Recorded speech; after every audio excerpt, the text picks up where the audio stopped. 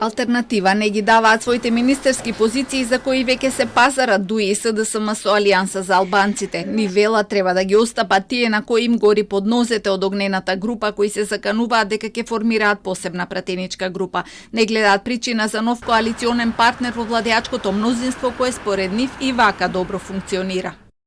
Бидејќи нема никаква друга измена на бројките, не гледаме причина зашто некоја друга партија би требало да се вклучи во владиното мнозинство. Но и да се случи бегството на пратениците од ДУИ и во тој случај владиното мнозинство да треба да се надополни со пратеници од Алијансата, тогаш должник би бил тој што ги изгубил своите пратеници, а во случајот тоа секако не е алтернатива.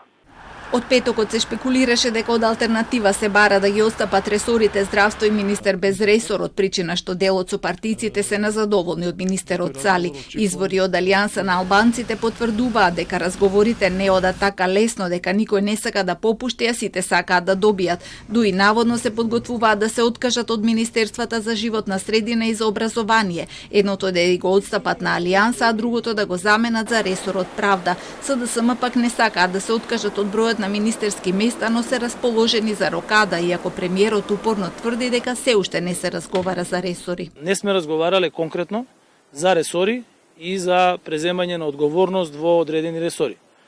Но секако дека разговорите ќе продолжат и доколку се усогласиме комплетно на овие основни принципи за иднината на државата, а во тоа не се сомневам, доколку разговорите продолжат во добра волја и во позитивен дух како до сега, може да се случи и проширување на владиното мнозинство. Според наши извори, премиерот петочната средба со ВД председателот на Алијанса Арбен Тараварија завршил со зборовите: "Се ќе зависи од партнерите", што се чини дека добива потврда и со последните случувања.